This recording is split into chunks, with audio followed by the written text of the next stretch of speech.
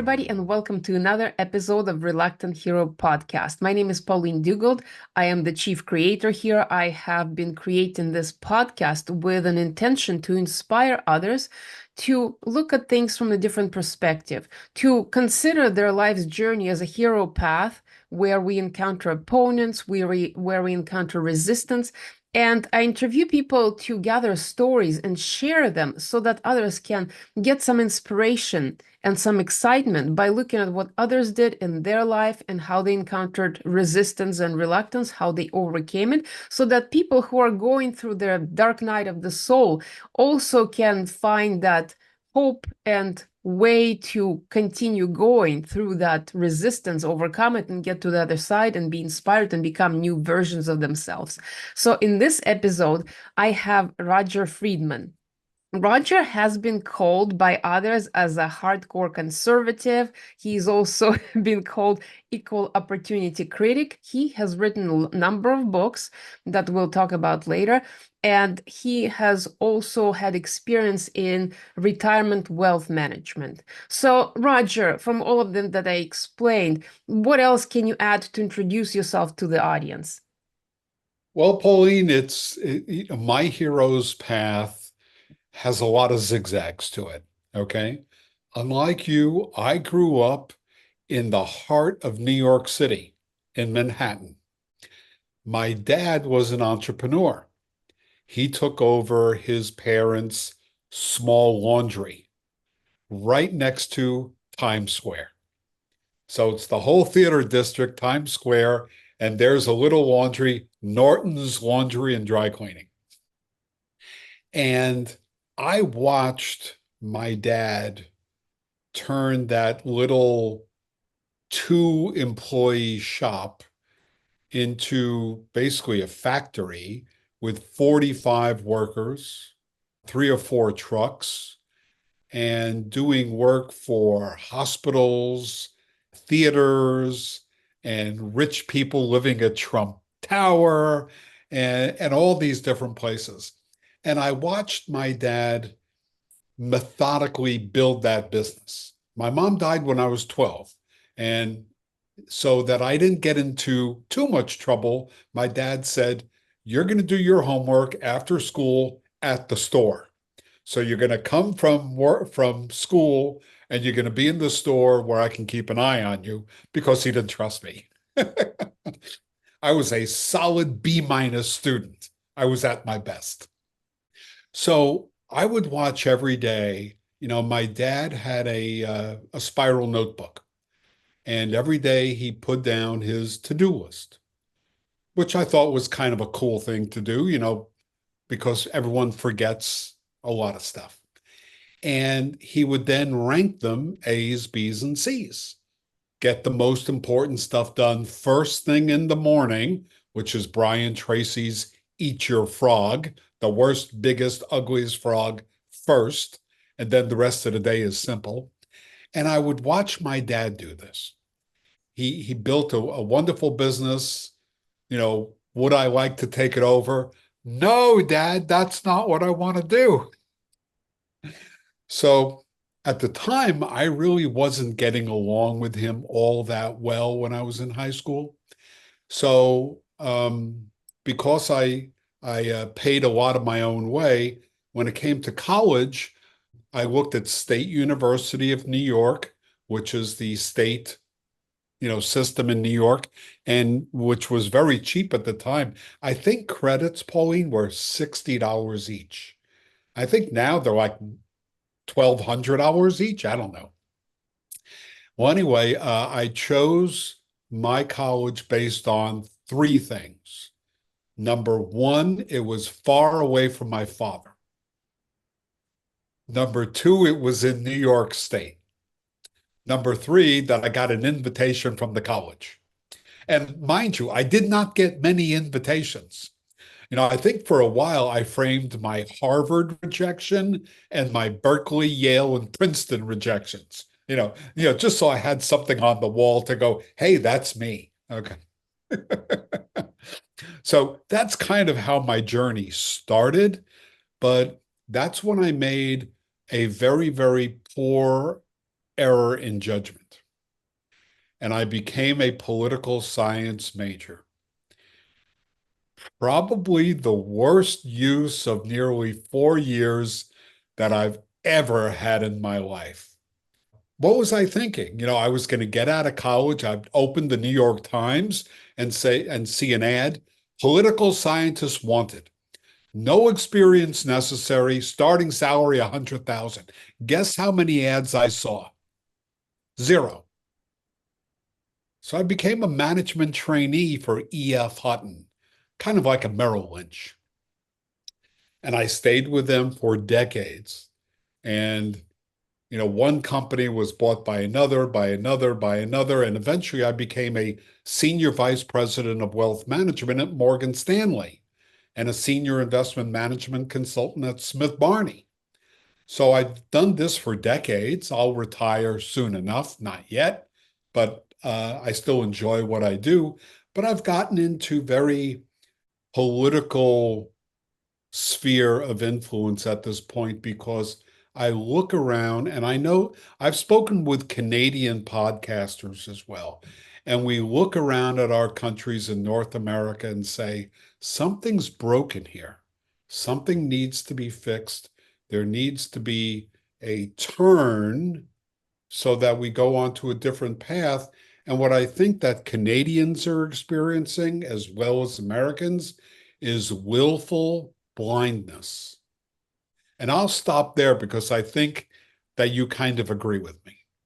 Yeah, this is fascinating. Everything that you have described, being born in the middle of New York City, the value of hard work that you learned from childhood and then going into political science. I My actually ethic was born at Norton's Laundry. Whether I knew it or not, my work ethic was born there. And it has taken you through all these years, obviously. So Yeah, there's definitely a component of value of hard work that is, it's a dedication. It builds the character. It becomes the foundation of who we become. And when the person doesn't have that, then they become just floating leaf on the wind. And so that is very interesting to observe your trajectory of how you moved. I actually also tried political science very early in my life, and that totally did not work for me. I have right. always been very creative. And Right. 1 year at university studying political science, I could not even grasp the concept. Like, what Oh, was I'm going not creative at all. I can't draw a straight line. I tried to take guitar lessons, and my ear, when I was a kid, I had ear infections, and I had quite a lot of them, and I have scarring on the eardrum, and I couldn't tune my guitar. I literally could not tune my guitar.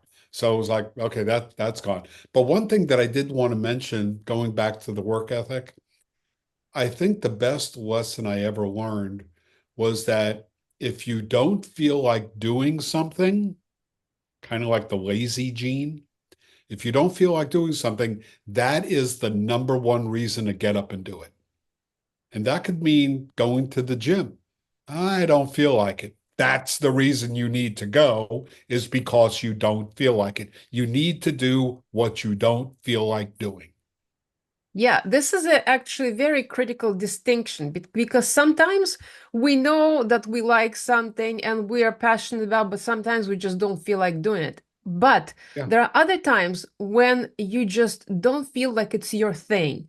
Like right. something does not attract you to be doing it at all. So You there's a need a very passion. Yeah, Yes, you need to have a passion, and if the passion is missing, then don't do that. But if there is a passion and you just don't feel like doing it, that right. is the distinction, and people should be aware of because I think that has become blurry in a lot of ways. But Yeah. one thing that I want to also reflect upon, and for the listeners and for everybody, creativity comes up in different ways. So, how many books have you written, Roger? 7. 7. Okay, so that is a prime example of creativity because writing is a creative endeavor. So for people to say, oh, because I can't paint like Michelangelo, I'm not creative. Because I can't create music and compose like Mozart, well, I'm not creative. But if you have written books, that is creativity. If you Yeah. love cooking and people come to your dinners because they enjoy your meals so much, you are creative. So creativity has gotten a bad rap in the last who knows how long. because people has put it in boxes. Maybe it is, I don't actually know what caused it, but every single person is creative in their own way. And that is what I try to speak about on this podcast, to emphasize how much creativity is hidden and dormant because people are not looking at it the way that they could be looking. So you have definitely been creative with your writing and with your blog posts and memos that you have been sending out that you write about in your book and the 7 books themselves. So Well, there's something that's helpful. And, obviously millennials just live, work, and breathe and exist with their cell phones. I'm old school. Okay. This goes everywhere that I go. And every time, pardon the pun, I have a brain fart, it goes in here so that I don't lose it, because when you're inspired, it's gone in a flash. And if you don't write it down, you're done. So I always have this with me. I could be on the treadmill. It's within arm's reach. And I make sure that, I refer back to it. There was an idea to explore or something that had to be done. that is exactly how it happens. Usually, in the moments when we're not thinking, Yeah. when we're on a treadmill, when we're riding a bicycle, when we're walking in nature, the creative ideas come to us. And if we don't write them down or record them in some way, then they just dissipate like clouds floating Yeah. above. And you could even set it up, put a little chair next to your shower. And when you're showering and you're inspired, say, "Hey Siri, remind me to." Yeah, exactly. And so going back to the concept of how you came into the political arena and started working with those concepts, I totally resonate with the fact what you said that something is broken. Even though we are neighbors, I'm in Canada, you're in US, we have different systems, but clearly something has stopped working a while ago. In addition, I am from Russia, so I have experienced another system in my life that is clearly been written about how My it has. grandparents are from Russia. Well, there you go. See, there's a connection. 6 degrees of separation. The thing that I remember that my grandma Rose told me, she was a Tartikoff, and when she got to Ellis Island, it became Tar because they changed all the names at Ellis Island. I remember her saying they were a day's carriage ride from Minsk. They were in a village. So a carriage went, I don't know, 8 miles an hour, 6 miles an hour, 9 miles an hour, a day's carriage ride. Do the math. Wow, that is an old world. And with the way Yes. how things are changing, it almost feels like so distant, even Yes. though it may have been only hundreds or so years ago. Right. But regardless, one of the things, and going back to the Russia and the culture, there's a quote that comes to mind, which is um, assigned to Leon Trotsky, who said, "You might not care about the war, but war cares about you and is there interested in you." And that quote has been um, spoken in different ways. But essentially, when we think about politics, you might not be interested in politics, but politics are very much interested in you because it And is you, out of people, it is made out of people. yes, And no. so, why should people care about politics, especially if they're creative, they're artists, if they're entrepreneurs, and they really don't understand the systems and structures and all this logical stuff? Why should they care? Well, let's just look at one or two items. So you've read about the immigration problem in the United States. And while most of it is on the southern border, there is a significant amount on the northern border also, go figure. And the federal government and Mayorgas, who is the head of Customs and Border Protection, Homeland Security, says the border is secure. Well, under President Trump, this many people got through the border. Under Biden, this many people got through the border. And the number is in excess of 14 million that we know about. And supposedly there's another 2 to 4 million on top of that termed gotaways. So when this many people come into the country uninvited, I want to remind your listeners, the first thing that these people did upon crossing the border was to create a felony. That was the first thing that they did on American soil, was to commit a felony. Okay. Now, many of them have been in the newspaper where they've murdered people, they've raped people, armed burglaries, and people that have died and have been the subject of violent crimes in this country. That would have never happened had the border been secure. And the Biden administration is lying to the American people when they say the border is secure. It is not secure. Elon Musk, who interviewed President Trump in the last 5 or 6 days, traveled to the border himself to look and see what was going on. He was horrified. He saw it with his own eyes. It wasn't MSNBC or the New York Times or the Washington Post whitewashing what was going on. He saw it for himself. Kamala Harris never went down to the bad parts of the border. She went down to a part of the border where there's no problem and said, everything looks fine. And she went back to Washington. Okay. But it occurs to me that if you live in Indianapolis or Milwaukee or Ohio or Minnesota, the illegals are being put up in hotels for two, three, $400 a night. They are being given debit cards each month. They're being given cell phones. They're being given health care. They're being given educational resources. And all the money, the taxpayer money that is going to support the illegals, is being diverted from taxpayer money that should be supporting the citizens.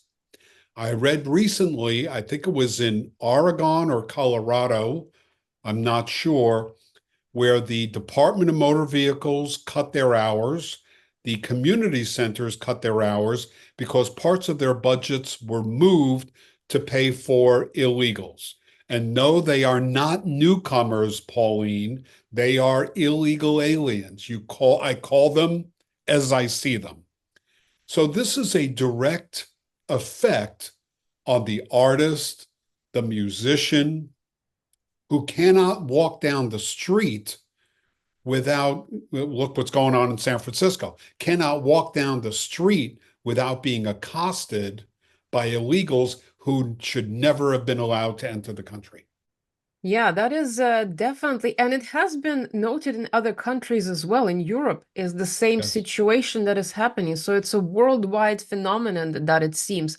And if you Yeah. think from the perspective of let's take a very micro perspective, a cell organism has to have a border to protect what's inside. A When cell that bo wall. Yes. Yeah, A when that's wall. Yes. Hey, that's an idea. Let's build a wall. right. So there is a biological component to creating and maintaining boundaries in order for the organism to properly function. That is kind of, if you look at the biology, that's how cells are structured. They have a border and they let certain things in, they don't let certain things out. What's And that old line? Strong fences make good neighbors. Yes, exactly. So you don't have to think very far to figure out that the borders and boundaries are important for the health and the well-being of everything that's inside, that's outside. It's kind of been a premise of this life. So when we look at what is happening with borders, that is really strange because that would affect the health and wealth of the inside components of that which is inside the border. So You I cannot wonder. have a borderless country. Yes, we keep thinking and we keep discussing this abstract idea of what it would be like to have this world without borders and everybody's united, but we're definitely not there yet in our consciousness. So the borders have to exist because they, I believe, improve collaboration. When you have clear boundaries, okay, look at relationships, personal relationships among people. If you have good boundaries with people you're interacting with, you can collaborate a lot better. So there is a very important component of knowing where you end and another person begins. So there is that. And so I'm curious to know from your all those years of experience and your knowledge and your observation from the high points of bird's eye view, what is the reason that this problem is happening right now? What is the reason why people are lying and borders are not manned? What is the overall arching kind of like bigger reason for You that? One of the dichotomies that I've seen between the ruling class in this country, the Republicans, the Democrats, is that the Republicans stand for law and order, which I'm a big proponent of. Meanwhile, the Democrats are for open borders, and their hope is that one day when all these illegals become legal, that they will all become Democratic Party voters, because they're so grateful that they were allowed in by the Democrats, and it will forge single party rule in the United States. And the Democrats are also trying to get Puerto Rico and Washington, D.C. to be admitted as states, numbers 50 and 50, 51 and 52. And they are literally 90% Democrat. I used to live in Washington, D.C. I used to work in Washington, D.C. And it is literally, you can't find a Republican if you went on a motorcycle and asked everyone, hey, are you Republican? You can't find one. I think I was the only one and I left. So what they want to do is ensure a permanent Democratic rule. And they spend money like it's going out of style. And remember that every time, whether it's the Canadian government or the United States federal government, every time they spend money on a program, there are only two sources that money could come from. Number one is taxpayer dollars. Number two is borrowing money, United States Treasury bills, bonds, and notes. So what we're looking at is the United States taxpayer being up to debt in their eyeballs with $35 trillion of debt that literally can never be repaid. And one day it's just going to be the federal government will be in charge of everything, cradle to grave. Let us take care of you. We will take care of your health care. They want to wipe out private health care. We will take care of all education, just like Venezuela or Cuba. You will be educated by the state. North Korea does that also. And this is a recipe for disaster. It is the decline of the United States. And to a certain degree, it is going on strictly north of me where you are. Yeah, that is a very interesting idea. I did not realize that that is actually makes sense. If you are part of a party and you want to invite people hoping that they will become your supporters, then that's exactly what would happen. Single party And rule. Yeah.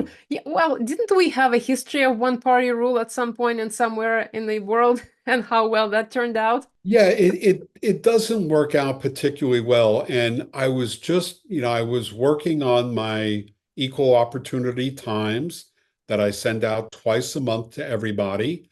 It talks about a lot of what I talk about. And if any of your viewers would like it, there's no charge. Go to EO Critic, like Equal Opportunity Critic, eocritic.com, and you could sign up for that. And I just add you to the subscriber list. But what I was writing this morning was that Joseph Stalin said, it doesn't matter who votes. What matters is who's counting the votes. Wow, that's huge. Yes. Yeah. And well, going back to Russia and all the regimes that were happening there, we have experienced, I personally have experienced the society where everything was supposed to be divided equally and everybody had equal opportunity. And even though I was a child Equal at that, misery. oh, well, what I have learned and from others discussing that is that when you equalize everything, nobody has incentive to work harder There's anymore. no incentive. By the way, this is a writer downer. You better get your book. So there was a wonderful movie. Robin Williams the comedian, was in it, but he was serious, called Moscow on the Hudson. Superb movie that took place about him defecting in New York City when a Soviet circus is visiting America. It is poignant and it points out what Soviet Russia was like. The endless lines for everything, Yes. toilet paper, shoes, Yes. you name it. I stood in those myself. Yep, You that will happened. love the movie. Interesting. And to point out what happens to creativity is when it's so censored and so restricted, it pretty much dies. Even Yeah, it's though apathy. Russia, Yeah.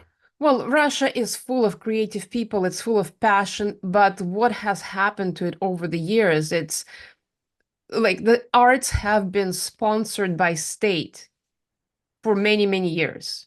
And so that has influenced how creativity was flowing. And people need to express their creativity somehow, but when they can't do it freely, it really becomes a distortion in some Yeah. ways, Either and it's then it, approved or unapproved.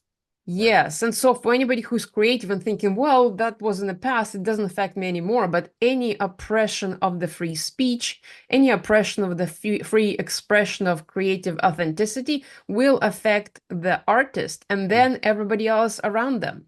Yeah. Look what's going on in the UK right now. People are being jailed for speaking their mind. Yes, we have almost experienced that here in the last 4 years. There was so much suppression in the digital media, in the news. We're not even going to talk about the news, how it distorts everything. And so, one of the things that I have observed is people become apathetic about voting because they can't trust anybody. Well, what's the point of Right. voting if every candidate is lying just the same? What am I supposed to do? I hear you. And, we have on August 20th, we have our local elections here in Florida. And I am getting out and I am voting for everyone that I know to vote for. And the way that you combat this is to get off the couch. I wrote this book, Erasing America, Broken Politics, Broken Country, to get people off of the couch. So when I moved to Florida several years ago, I joined the Sons of the American Legion. My dad was in the military. I was not. So I joined them because I wanted to become part of a community. And veterans are conservative. There's no flaming liberal, progressive Democrats that I have met yet at the American Legion or the Veterans of Foreign Wars.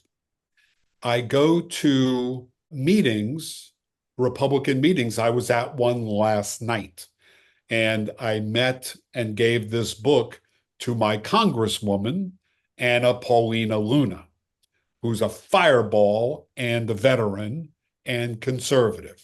Okay. And I talk to people, I write, and I go on interviews like this, and I make my voice heard. And I tell people, get off the couch and make your voice heard.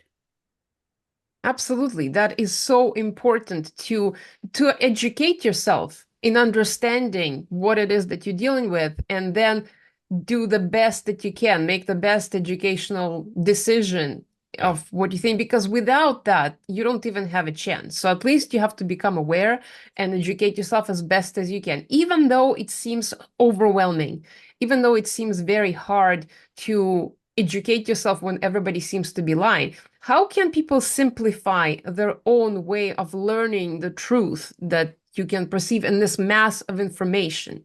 That's a very good question. I'm not sure I'm competent enough to answer that because so much of the information out there is false. For example, I've gone on YouTube, I've gone on social media, I've been at Barnes and Noble, which is literally the only bookstore left on the continent. Go figure. You could see I like books. Those are all real, and I've read every one of them. I would find those people whose opinions you trust. For example, there's a fella by the name of Charlie. He created Turning Point USA, and he goes to colleges across the nation. And basically, it's a conservative organization that helps conservative students have their voices heard. You've probably heard of Ben Shapiro, Yes. okay, who is all over the airwaves. Even though he went to Harvard, I don't hold that against him. I should, I know, but I don't hold that against him. As a thought leader, he is a phenomenal person to listen to. I have every one of his books back there. I've read every single one. Newt Gingrich, who used to be the Speaker of the House in the United States Congress, has written a number of books. And, I listen to these people, I read what they say, and I understand truth when I see it. But, I remember back when I was a kid, my grandmother took me to the Ringling Brothers Barnum and Bailey Circus, which is the famous American circus. And it used to be at Madison Square Garden before the new Madison Square Garden that's there now, which, by the way, is going to be torn down for a newer Madison Square Garden. But the old one was on 55th Street. It was kind of like a big movie theater without the screen. And I remember seeing the elephants. And there was a line of elephants, and they would hold the tail of the other elephant with their trunk, and they go in a circle. Could you see that in your head? Yep. So I want you to think for a second. If you're the second, third, or fourth elephant, the view never changes. Yeah, I love that. You always seen another The view elephant's never butt. changes. Okay. You got to be the lead elephant. You got to be able to see what's in front of you and make a determination. Am I seeing the truth? Well, it is a very interesting point about how our beliefs can sometimes be that elephant's butt in our face, because our beliefs is what helps us make sense of this reality. That is how we create maps and structures of how to perceive the external world around us. But when those beliefs become outdated and people are resistant and reluctant to change and even look outside of those beliefs, that is when issues began happening. And I want to ask you if you've ever heard, I've seen the video about an older guy from the 60s talking about, I don't know if you heard about this concept, but there's a concept of ideological subversion that was created by the Soviet Union back in the Cold World War era. I'm vaguely familiar with it. Yes. And in that, he's spoken about how in the 60s it began in an imposition of new ideas into the American society to change their perception and distort the ways that they view and things. and have it take over the universities. Yes. And if you tell a lie to the people enough, they will begin to believe it. So if you put a video camera on a pole at Eagle Pass in Texas and you point it at the border and you see all the illegals coming across and you hear Kamala Harris saying, the border is secure, the border is secure, your brain has to be set on fire to believe her because the evidence is right in front of your face that the leaders are lying. Yes, and that is also another aspect that I'm curious about. And when I hear about it and observe it, it's very interesting how we are very selective in what we pay attention to. Yes. We have to make a lot of things irrelevant in our perception, in our field of vision, in our ability to understand in order to perceive other things, because the attention is very expensive. You're exactly right. And what I think that you are actually talking about is the reticular activating system. Exactly. And I Yes. remember hearing the example that if you're thinking about buying a red car, okay, you're not there yet. You're not going to go out and buy it. Your checkbook is still in the desk drawer, but you're actively thinking about it. And now you go about your business. You go to the drugstore, you go to the grocery, you go to work. You are now seeing more red cars on the street than you ever saw before because now it's of interest to you. It is not being blocked out as just background noise. Now it comes to the forefront.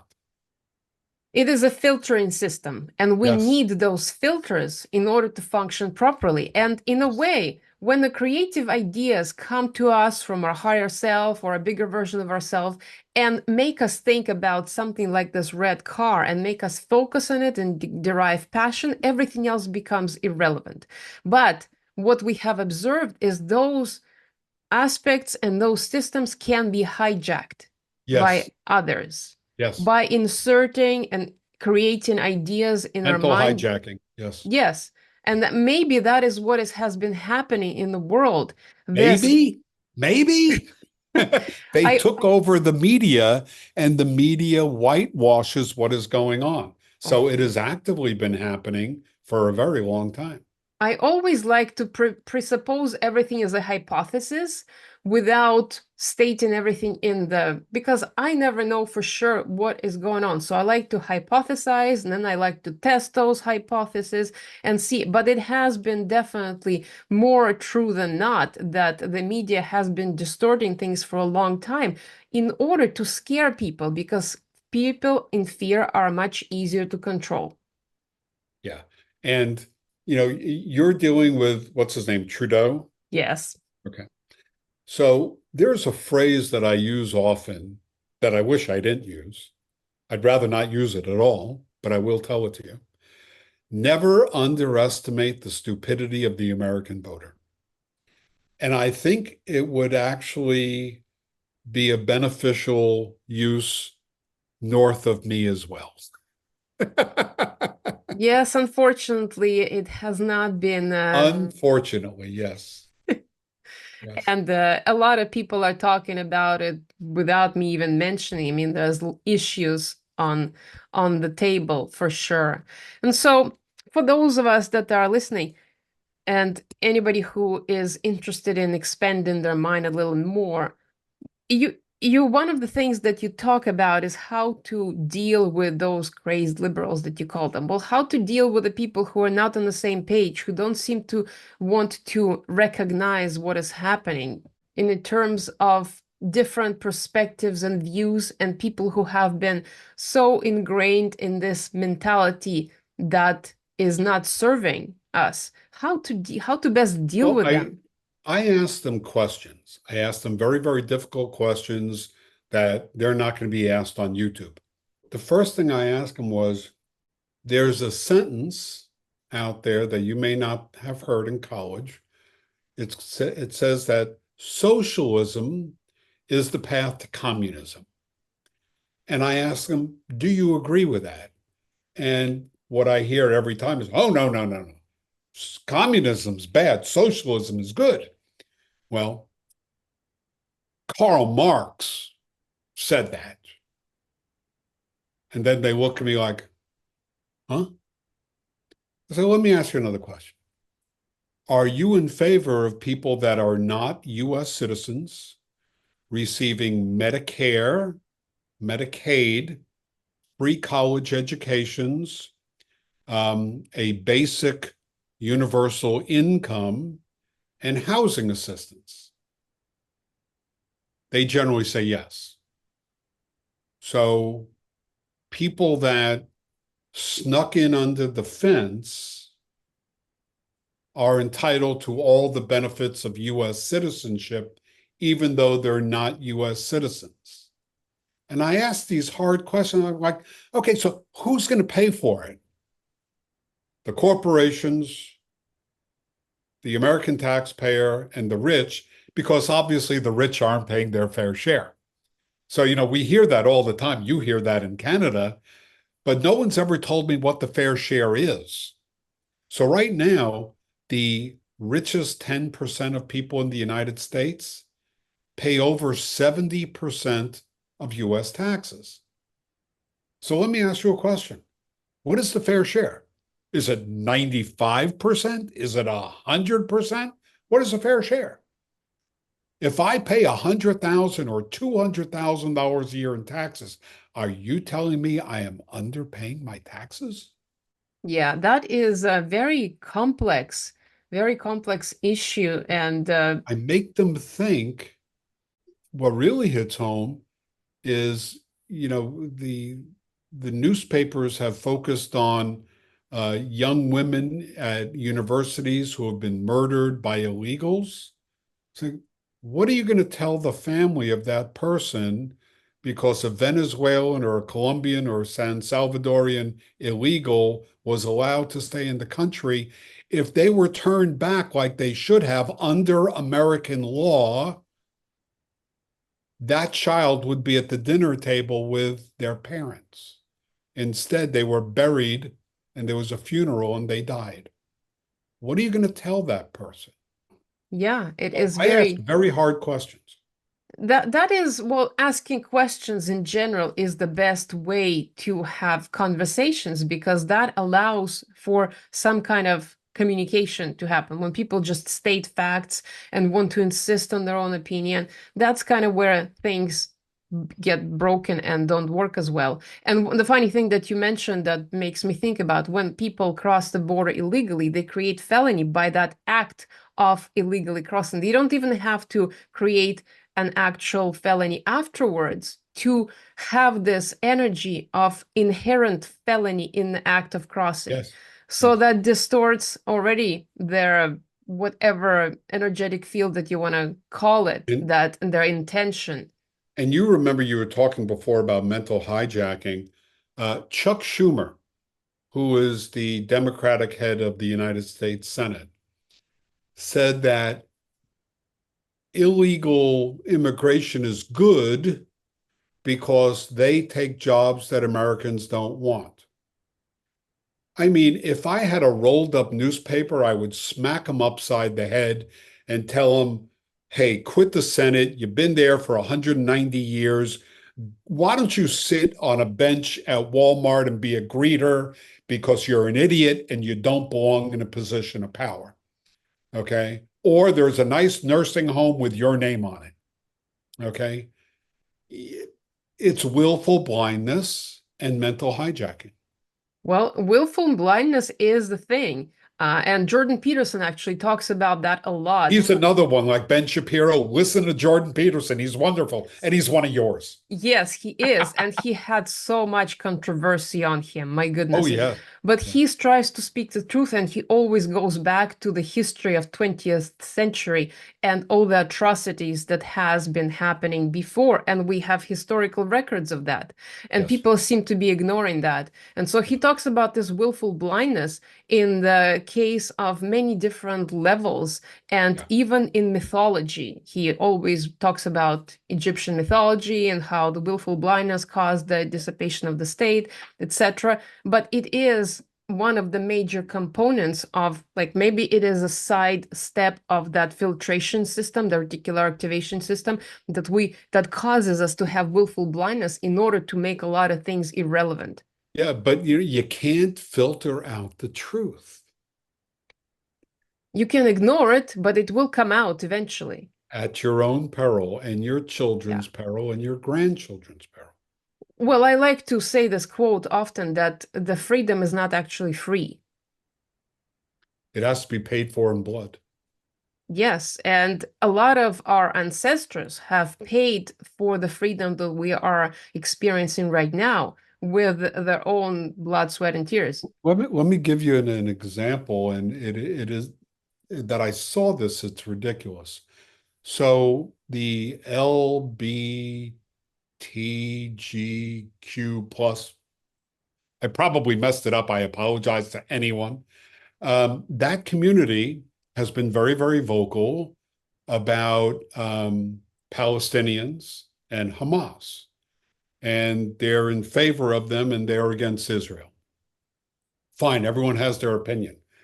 But what they don't understand is if the lesbians, the gays, the transgenders went to the Middle East, in every single country of the Middle East, they would be killed by the state. And the only state that would accept them for who they are is Israel. And Yep, they don't know that. they don't know that. They don't know that. I How can they watch not know that? videos and they go, I didn't know that. What are you learning in college? Well, sometimes I hear that certain people deny that Holocaust happened. Iranians, yes. Yeah, So that really I is know. don't really know what to think about that because it's in Right. history books. How can you deny that? And there's video. Yes. Yeah, black and So, white grainy video. Yes.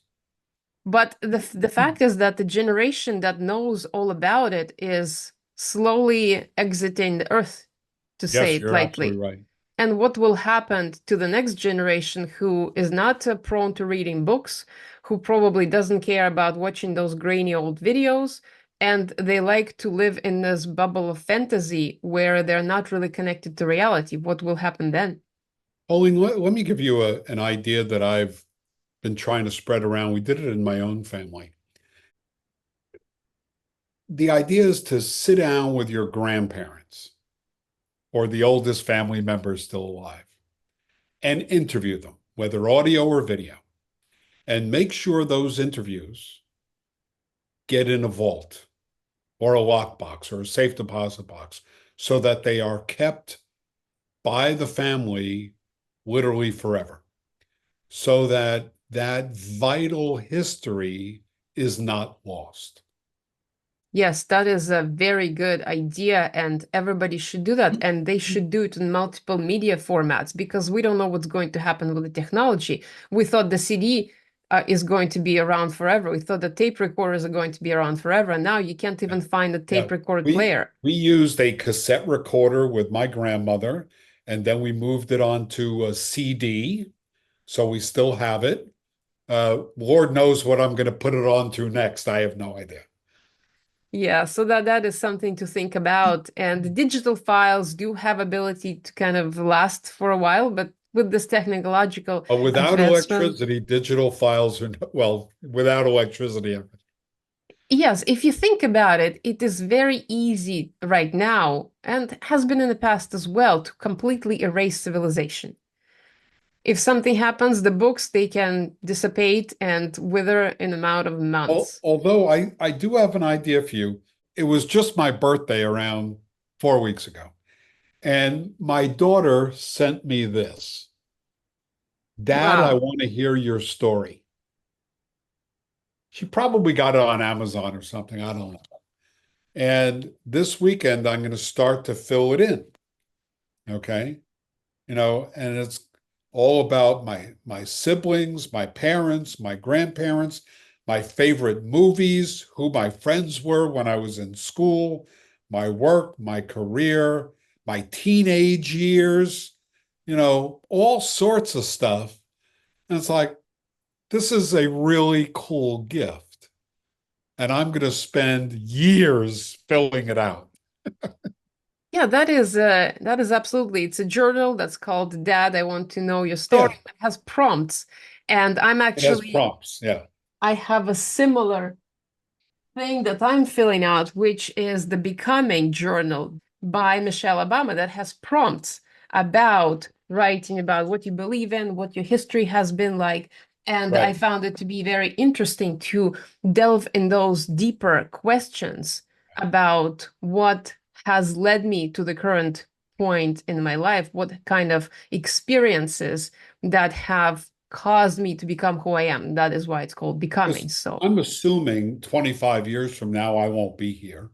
I'm 68, but my daughter Avery may be sitting down with her teenage daughter reading what I wrote. Yeah. Yeah, it is it is a moment in time, I believe, which is calling us to put away our differences and really actually start to work together. Yeah. Maybe this is an opportunity in the world, this global conflict that is making us pay attention to who we really are and who other people are in order to bring us closer together. Because I hope so. how We do how have to pay attention. how much more division can there be in the world? We've been experiencing so much of it on so many different levels that unless The people, US is more divided now than it's ever been. it's been incredible on how many different variations of dividedness Gee, and there I are. grew up, I thought there were men and women, boys and girls. Evidently, that's not enough. But you know something?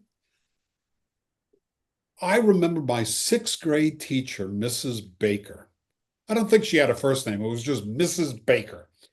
And she always called us ladies and gentlemen. You know something? We didn't turn out that bad by being referred to as ladies and gentlemen. Yeah, absolutely. There is definitely a generational change that we have observed, and your generation has lived by different values and been exposed to different dynamics. And they turned out to be a very hardworking people who want to preserve history. They want to preserve the structures and systems. That's not the current generation. No, current generation is completely opposite. They want Yes. everything new. They want to change everything. And in a way, it's innovation. That's how you change things. Yeah, but you can't rail against, oh, prices are too high. I can't get a good job. I can't buy a house, but I do have a $1,200 iPhone that I could snap videos on. Yes, the Go figure. priorities and values have been completely Priorities. shifted for the Yeah. new generation, and it has been affecting everybody and affecting everybody's thinking. And so my hope is that by having this conversation, I can bring light towards these subject matters that might otherwise be missed or even forgotten. And you and your clients will have a measure of success based on two things and two things only. Number one is the decisions that you make, primarily how you spend your time. Number two is your behaviors.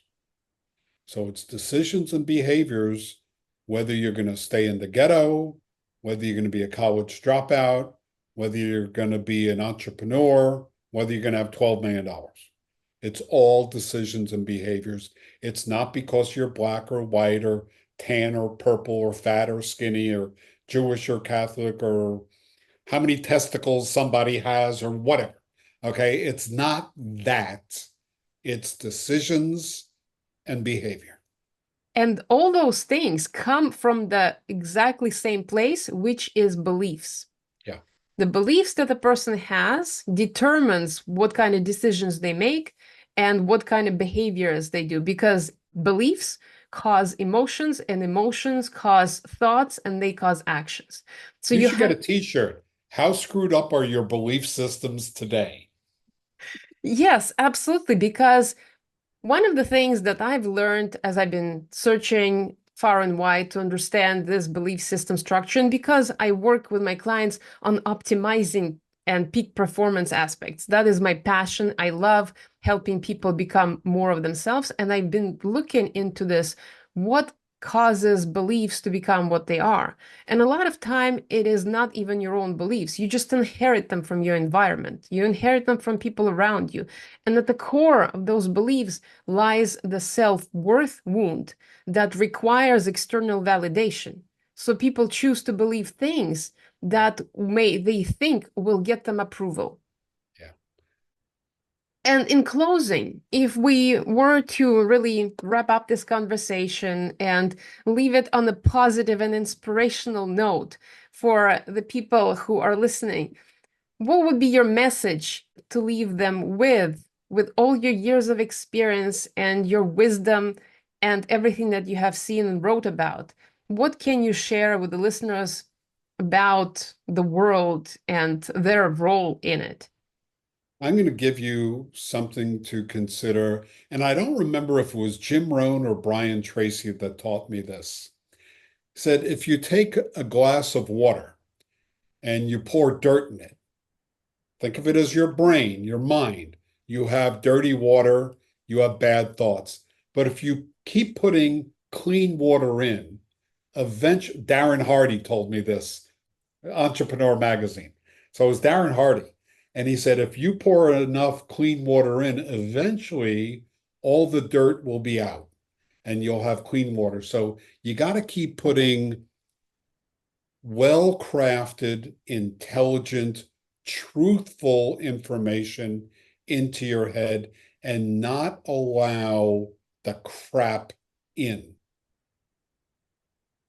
That Okay. is So exactly. Every 2 weeks I try to give good information, eocritic.com. I send it out for free. And just listen to the Jordan Petersons, the Ben Shapiros, the Charlie, can't remember his last name, Turning Point USA. Listen to the people that actually are telling you the truth. And Okay. another quote that I'm thinking of, I think Tony Robbins might have said that, is stay guard at the doorway of your mind. Yes. Watch I what got is I got entering. 10 Tony books right behind me. He is awesome. He Yes. is so good Yes. about it. And yes, so anybody who wants to improve themselves, it all stands from the mindset. It Yes. all goes back to your belief system, and you can improve and change the way you deal with the world by just being diligent with Yes. improving yourself, keeping an open mind, growth Very mindset, well said. everything that is like that. And one of the biggest distinction that I have learned is making this, knowing when you're making a decision from fear versus love. There's very big difference when you're trying to get something because you're thinking that it's going to get you something because you're afraid if you're not going to get it, something bad is going to happen. That is the decision made from fear. Right. But if you're doing something because it's really passionate for you, you're enjoying it so much and you don't care about anything else, that is a decision made from love. Having that distinction can help people identify what is actually true. Yeah. Yeah. I couldn't agree with you more. Okay. Well, this was an amazing conversation. I hope that everybody got a lot of value from it I hope so too. because we broached on a lot of different subjects. And so once again, where can people find more about you? So I have a website, a very in-depth website. I am known as the Equal Opportunity Critic, but that's too long to put on a web address, so we made it EO Critic, CRITIC.com. And there's plenty of resources, materials, videos, blogs. Have at it. Amazing. I will put that in the description so people Thank can you very find it. much. And I want to remind everybody that all those people that you think are hardcore conservatives, they are just hardworking people who want the best for everybody. They're not there to demonize or make your life difficult. They value hard work and they see what is happening. And all they're trying to do is make the difference in the world so that it could be better for everybody. And one So, one last thought. Bernie Sanders, the Socialist Democrat senator from Vermont, wants to start a 32-hour work week, but for everyone to be paid based on 40. Well, I'd like everyone to know that if you work 40 hours a week, you will be nothing more than average. Success comes with every hour worked after 40. 50, 55, 60, 65 hours a week. And I hope the younger generation learns that. yeah, it's going that extra mile and Yes. really using that elbow grease and Yes. putting in the effort and staying consistent. Pauline, thank Diligence. you so much for a wonderful discussion. Yeah, it was so good. It was very refreshing. And even though we talked about politics, there is still an element of inspiration that I have perceived in this Absolutely. conversation. So, Yes. all right. Well, thank you very much. And thank you, everybody, for listening. And we will see you next time.